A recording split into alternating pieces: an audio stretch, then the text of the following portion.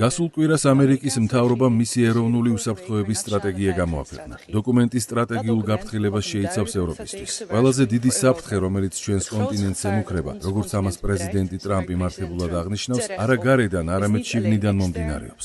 დოკუმენტში აღნიშნულია, რომ ევროპას ცივილიზაციური წაშლა ემუქრება. ძვირფასო თავმჯდომარე, მოდით გულწრფელები ვიყოთ. ეს უსაფუძვლო გაფრთხილება ნამდვილად არ არის. მასობრივი იმიგრაცია საფრთხეს უქმნის ჩვენს ევროპულ იდენტობას. ჩვენი ქრისტიანული ევროპული ცივილიზაცია ქრება ისლამური ქვეყნებიდან წამოსული მიგრანტების დიდი ნაკადის ზემოქმედების ქვეშ. როგორც ამერიკის ვიცე-პრეზიდენტმა ჯეი დი ვენსმა აღნიშნა მიმდინარე წლის მიუნხენის კონფერენციაზე, ევროპისთვის მასობრივი იმიგრაცია ყველაზე დიდ გამოწვევად იქცა. ჩვენი მოქალაქეები ამას ყოველდღიურად ხედავენ. ევროპული უბნები სულ უფრო და უფრო ემსგავსება ჩრდილოეთ აფრიკასა და ახლო აღმოსავლეთს. სწორედ ეს არის ჩვენი დროის მთავარი სტრატეგიული გამოწვევა.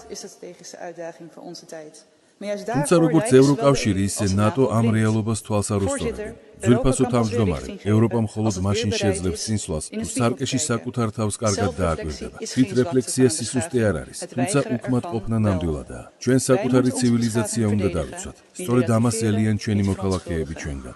ნამდვილად კარგია, რომ ამერიკელებმა ეს ყველაფერი შეგვახსენეს. დიდი მადლობა.